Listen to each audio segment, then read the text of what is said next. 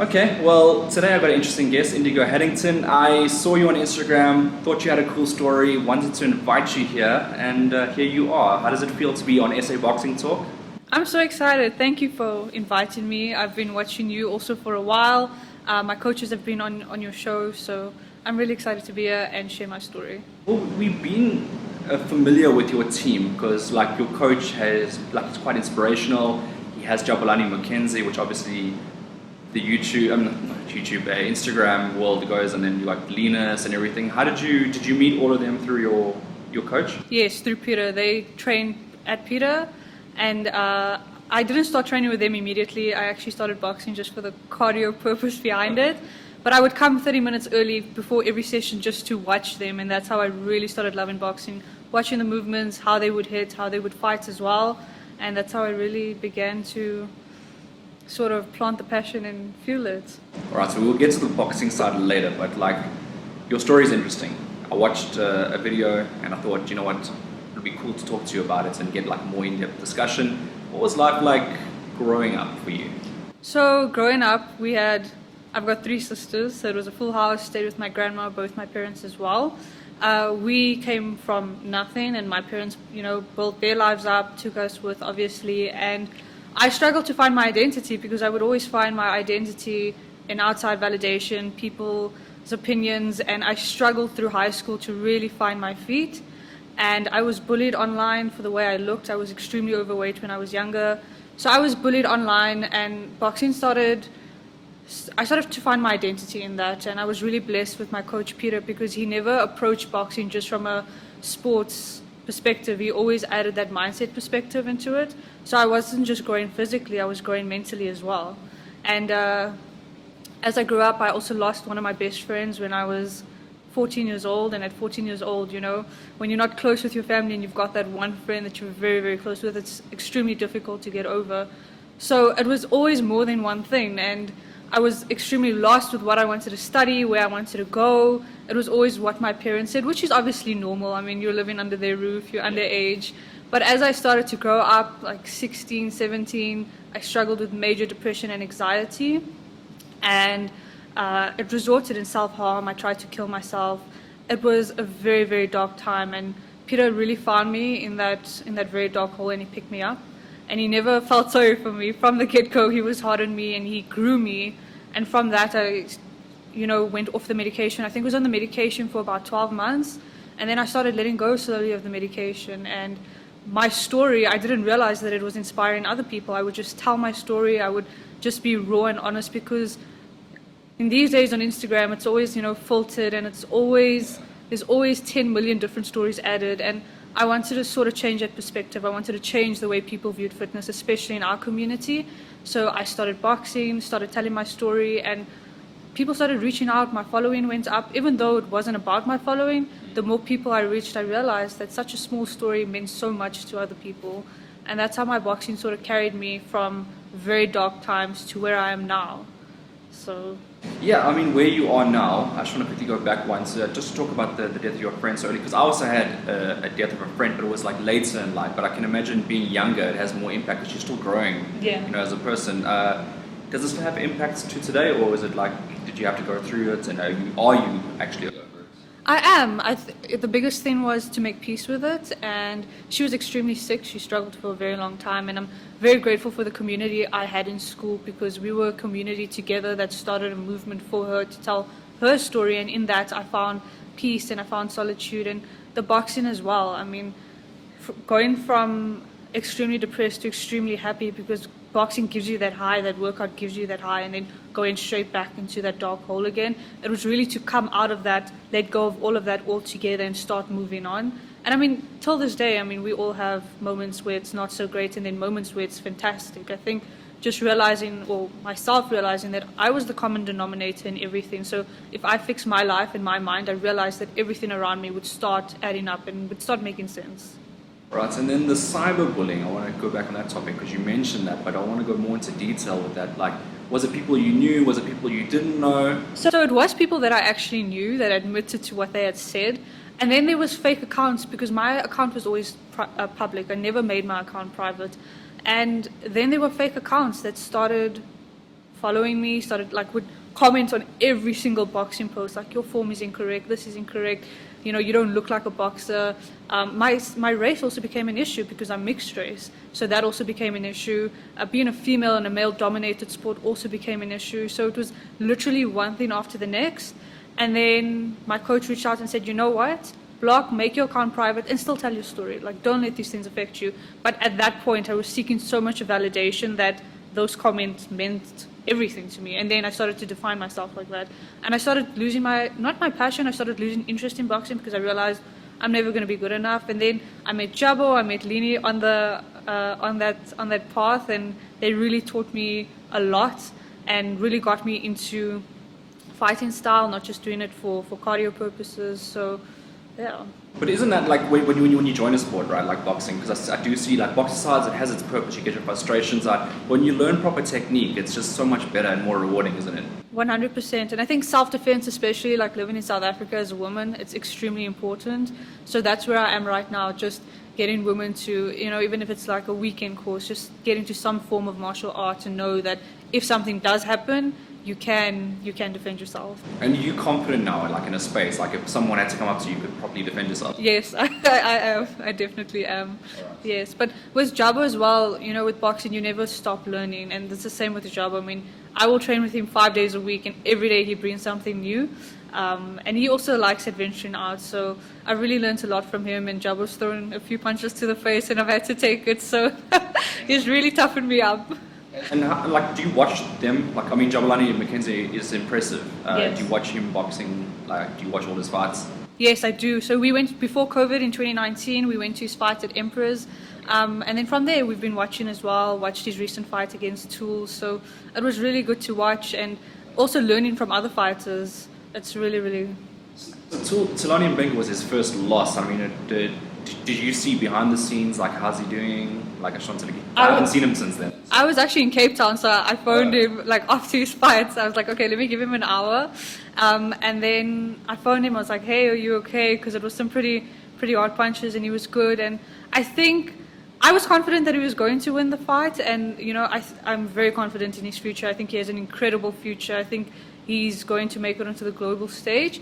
But at that point, I was taken back because I didn't expect it. I don't think anyone expected it to happen in the way it happened. Yeah. I think I personally thought, you know, being a journalist and trying to be impartial, like, I thought like it was going to be a 50-50 fight, may the best man win. But at the end of the day, like, it was such a devastating fashion that hopefully, like, he's mentally strong to come back. And I don't know, you know him a bit better than me, so do you think he is?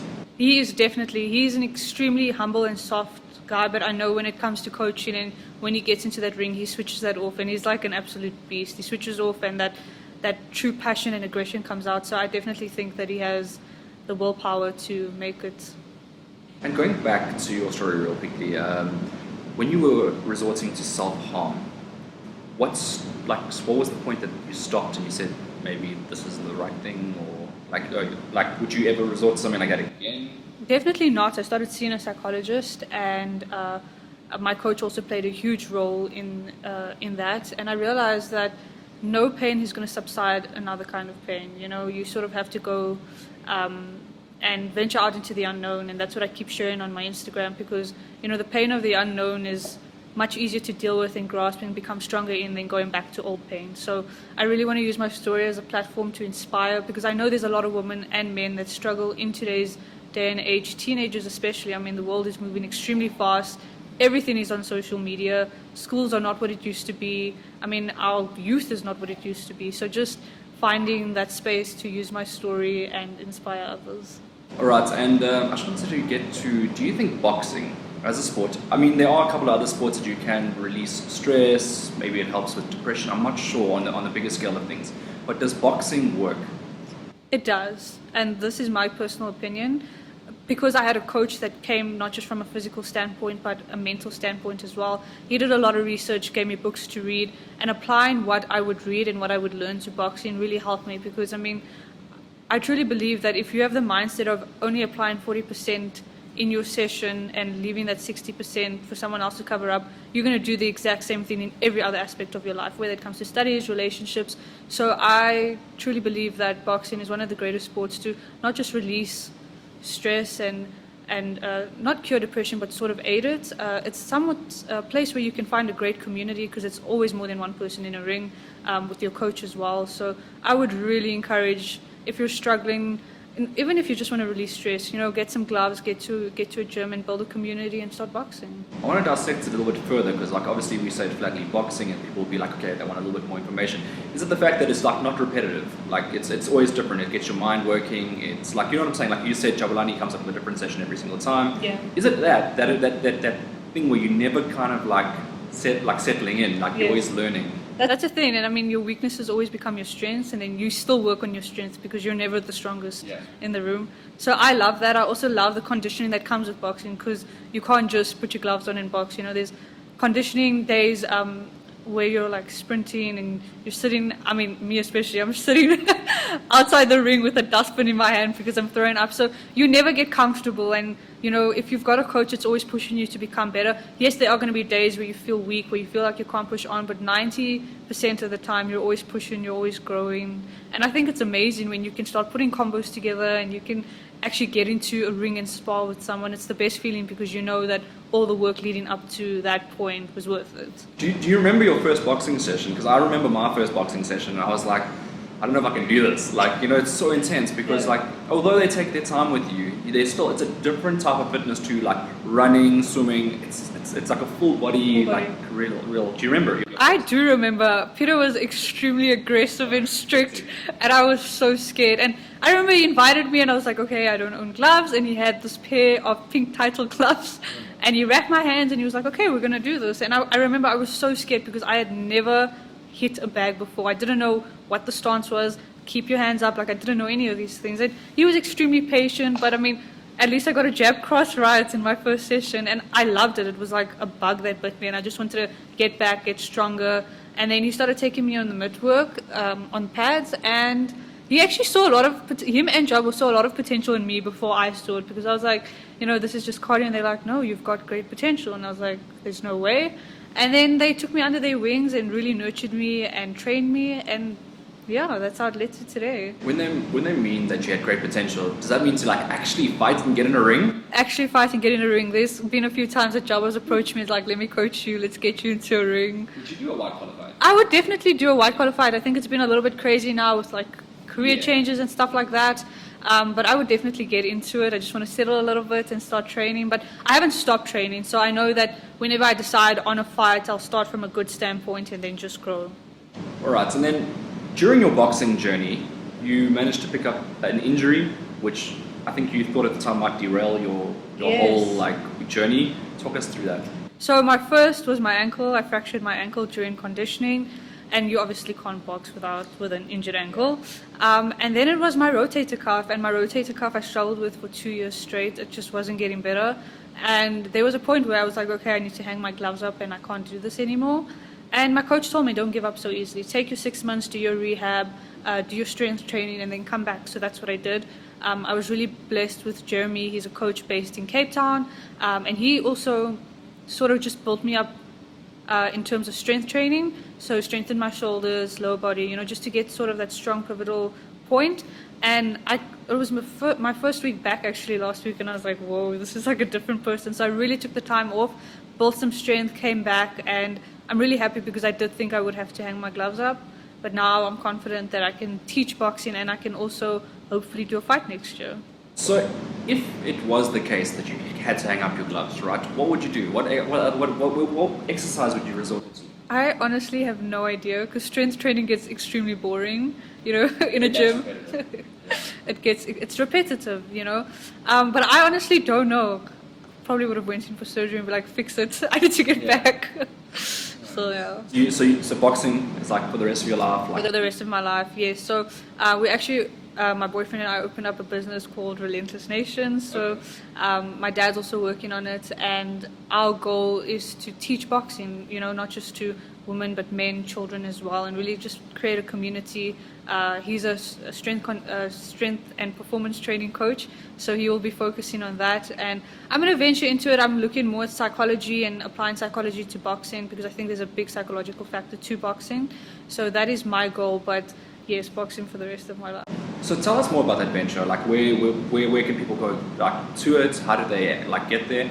So right now it's going to be online, just because I'm not in Cape Town yet, we haven't found a premises and COVID has been extremely difficult. But we are looking at getting a premises, probably like in the city centre in Cape Town, just get people in. And yeah, there's a lot of other things that I can't mention yet, but I'm really, really excited to start. And I think it's definitely going to help because it's going to take fitness and health to more of a holistic point of view and really change its perspective, because I don't know about you, but like on Instagram, it's one way and one way only. So we really want to take that, and you don't have to be an athlete. Our focus is on the general population. You can be a mom of two, you can be working full time. We want you to come and enjoy. You don't have to be a professional athlete or have been doing it for 2-3 years. Just come, put your gloves on, and we'll teach you. Right. Well, the next question is then, do you have the social media page for it up and running yet? Not yet. Not yet. Okay, so we will be waiting. Yes, but I'll definitely announce it. Okay. Definitely announce So it. we'll keep following your personal page and then you'll announce it. Yeah. All right, next one is your social media posts, motivational posts more often than not. Every single day you are busy hitting that story with motivational posts. Is that an internal thing, or are you also trying to like spread the word and make everyone else like? Definitely spreading the word. I think when I was in that position, every time I went into social media, it was always this preach about perfection. When it came to health and wellness, and I wanted to change that, because if you don't get your mental strength, I mean your mind's your strongest muscle. If you don't train it and you're not willing to put in the work, you're never going to grow physically, and I realized that. So it's not really about the following or who views, it's always about taking my boxing video and put in what I would have learned in that session, because we always chat with the trainers, things I would have learned, things that I would have realized. And it's so incredible when one person, even if it's just one person, messages me and says, you actually helped me so much in A, B, and C. So I have been quiet lately just because I've been, all over the show. But it's an internal thing, but it's also an external thing to reach more people, because I know that there's a lot on Instagram that really makes people hide away rather than come out and show their true authentic selves. So that's my goal with my Instagram.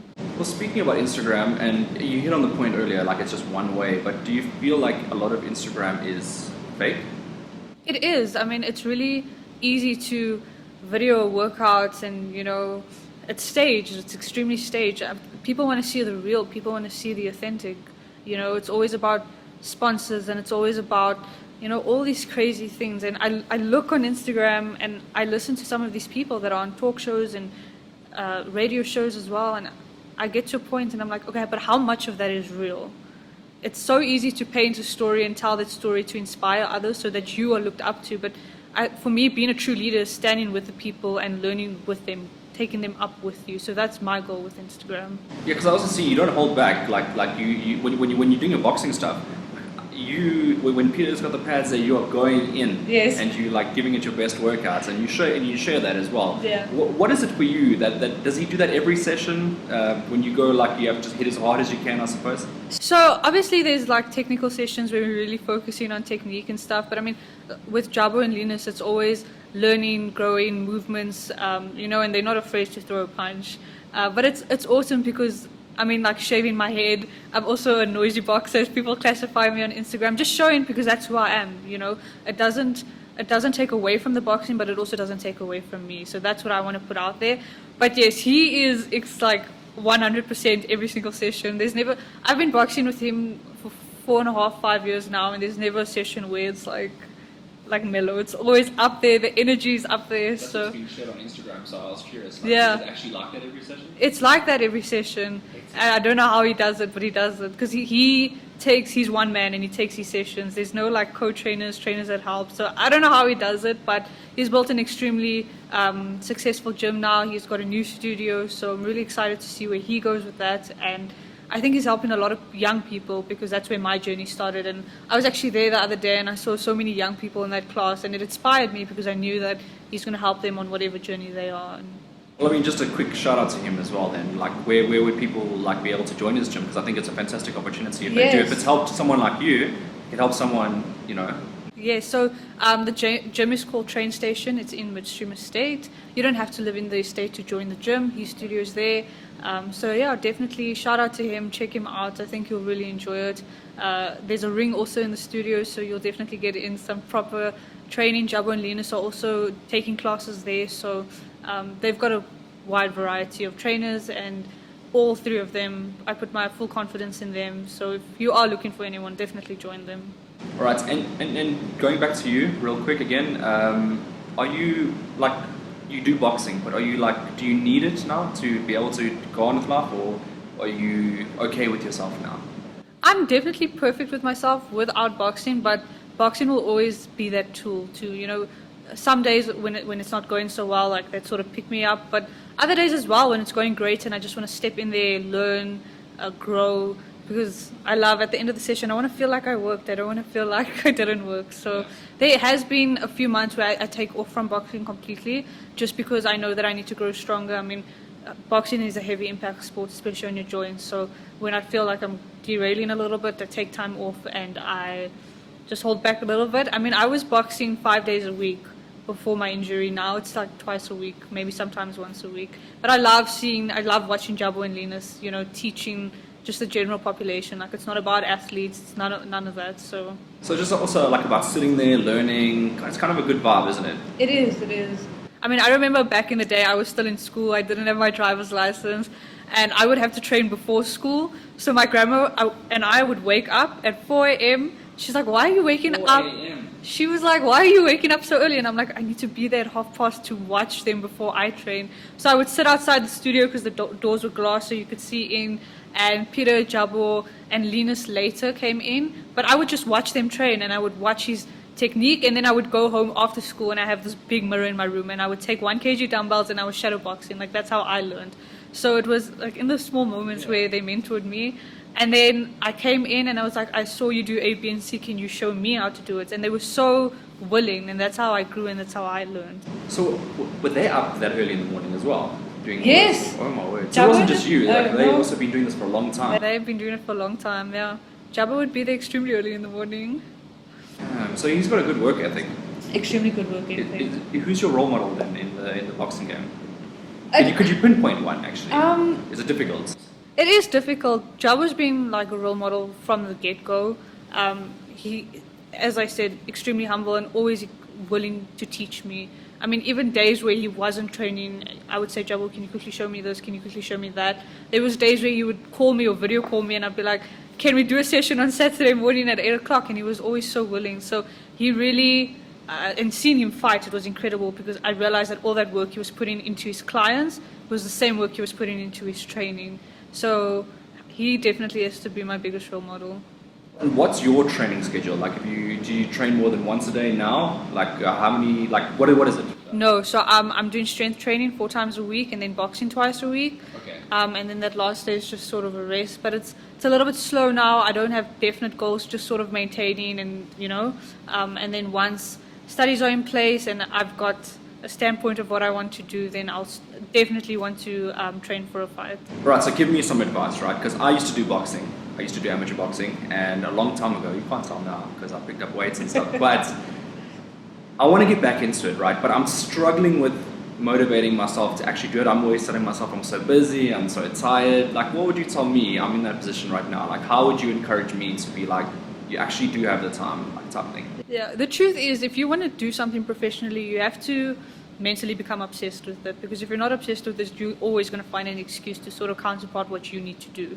So something I realized was conditioning my mind was the biggest factor for me when I actually wanted to do it professionally, but it wasn't the right time. And I started reading books. I started realizing that if you don't become obsessed with what you want to do, you are never going to succeed at it. And I think having a great community as well, like a coach, you said your girlfriend, friends that really want to support you and see you win. But other than that, just being structured as well has really helped me, like really having a to-do list. It's the little things during the day. It's the little habits that lead up to the big things. And that's something I had to realize, because it's easy to say, I'm going to wake up, I'm going to train, I'm going to do A, B, and C, and then life happens and it throws these curveballs at you and you don't get to it. So just having a to-do list and saying, no matter what, by 12 p.m. tonight, I'm going to have every single thing ticked off, that will really help. But I mean, for me personally, having fear is normal. I think fear is one of your greatest assets. If it wasn't for fear, you wouldn't really propel and go for what you want. So really investing in those things, and investing in things like journaling, reading podcasts, listening to podcasts. It's something that's really helped me to just nurture my brain and go for it. And have you had those days where you're like, I'm just not going to do this? Have you had those days? That was actually me yesterday. I mean, my body was extremely tired. I was extremely tired. And I had such a headache because I grind my teeth when I sleep. And I woke up and my boyfriend phoned me and he was like, get your ass out of bed. You need to go to training. And it's like having a community that supports you. And he reminded me of my goals because sometimes we forget. So sometimes like work ethic needs to show up and not your goals and not your dreams. It does. But I mean, like him as well, he wants to learn box now. So, oh, cool. So you got something you can offer each other. Exactly. And I think just having someone that you can rely on. I mean, some days you're only going to give 20 and that person has to give 80. Do you feel accountable though, like to each other? Like, do you? 100%. Okay. I mean, but I've been giving like 20 for the last 2 weeks, and I was like, you need to pick your socks up. But I mean, you know, like hormonal fluctuations, like all these things happen, and people don't look at that. They see this end product, especially on Instagram. They see this end product, but they don't see what you've been going through at home, what your home circumstances are, things like hormonal fluctuations, emotional stress, all these things. They don't see that. So when you come forward and you don't give your best, they're like, well, that's weird because you've been giving 100% every single time on your Instagram. So that's something I wanted to change. Like, this is what it really looks like. Make it real. This is what hard work looks like. And it's not going to be 100% every day. Some days it's going to be 20. Other days you're not going to show up. And that's okay. Just learning from that and learning to show up is what matters. The truth is we don't actually like know who's like living good and who's not, because it is all like you put a post up and you're like, oh, this person's got an amazing life, they're posing by this car, they're doing all those sort of standards. Is that what you also struggled with in the beginning? I did. I seeked outside validation and I was like, okay, maybe if I wore this, maybe if I looked different, maybe if I put more makeup on, you know, I would be accepted. And then I got to a point like 2019, and COVID also really helped me with that, where everyone was struggling. Yeah. Like you couldn't post a photo. You couldn't post a photo and say you were not struggling because we knew you were struggling. And I think that's where people really saw the true, authentic Instagram. And then as soon as lockdown like came down, people were back to the same stuff. So I said I'm going to use this opportunity and just keep it real. And that's what I did.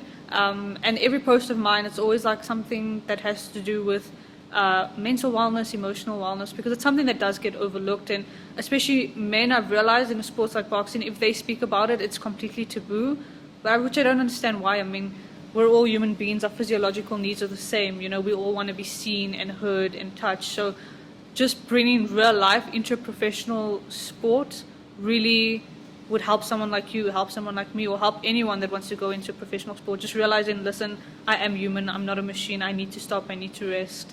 I mean, like a lot of people, I'm sure, like you carry like I don't know if you went through it, but like ruts, like you get into like this, especially during COVID, like when everything shut down initially, and being able to like gather that momentum again. Was it easy for you? It wasn't, because I mean, lockdown level 5, we weren't even allowed to leave our house, and that was rough. We had like 3 kg dumbbells. So the first week was great. I was like going for it, shadowboxing, and then honestly stress came in, everything was online, it was so overwhelming, and I completely let go. I didn't train. I gained 8 kgs in lockdown. But don't even talk about that. 8 kgs in lockdown. But when I came out, I actually didn't feel bad, because I realized in that time I learned so much about myself. I mean, if you're alone at home for, how long was the first lockdown? 21 days, longer, it got extended.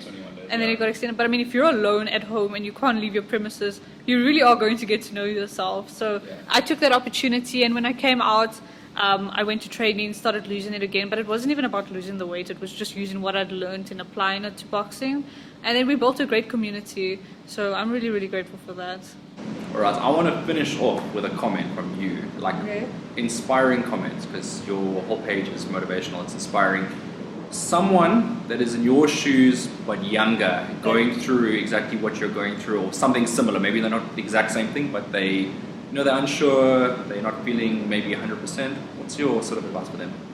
My advice would be to not listen to anyone and really adventure out into the unknown, because that's something I struggled with. I knew what I loved and I knew what I was passionate about, but I was so scared to venture out into the unknown, because there is no guarantee that you are going to make it. But all you really do need is yourself, your work ethic, and the willingness to learn, the willingness to fail, because it's all going to add up one day. So venture out into the unknown. There is no guarantee, but keep pushing, go against the grain. And I always say remain undefined. Don't try and define yourself by an Instagram star or your neighbor or someone that inspires you. It's great to have role models, but don't define yourself by that. Really make yourself the common denominator in everything that you do, and don't define yourself. Well, thank you for that boxing comment, Indigo. I really appreciate your time, and You're welcome. thanks for coming on SA Boxing Talk, the very first time for you. Thank you very much for having me. Honestly, an honor to be here, and I really hope that this helps someone.